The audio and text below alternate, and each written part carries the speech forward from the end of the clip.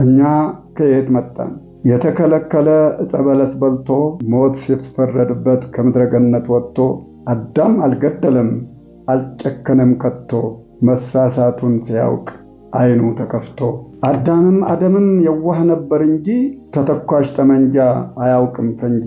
በፍርዱ መሠረት ሞት ባይቀርለትም የዋሁ አባታችን አዳምም ረጅም ዘመን ኖሯል፣ ባጭር አልተቀጨም።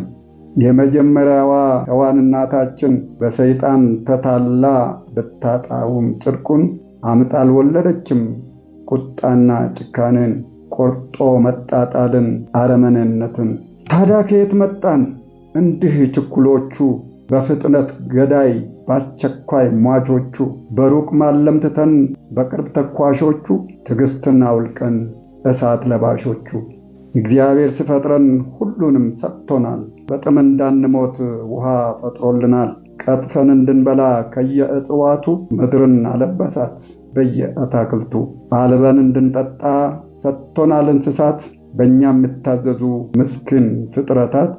መዋቢያ የሚሆን ድንቅ ማዕድናት ፈጥሯል መች ቆጠረ በሁሉም ቀለማት። ፈጣሪ የሰጠንን መቋደሱን ትተን ነጭ ጥቁር ብለን በዘር ተለያይተን ሁሉም የአዳም ልጅ መሆናችንን ረስተን ባሪያ ሎሌ እያልን ደረጃ አውጥተን የሰው ልጅ ሻጮቹ ገበያ ላይ አውጥተን አስገባሪዎቹ ቅኝ ገዢ ተብለን እንደምንታኮስ ኒኩለር ፈልስፈን በሀገር በብሔር መስማማት ያቃተን ሁከትን ያነገስን ሰላምን የቀበርን መስማማት መታረቅ ነውር የሚመስለን እንዲህ የምንፋጅ የአዳም ልጆች ሆነን ሟችና ገዳዮች እኛ ከየት መጣን?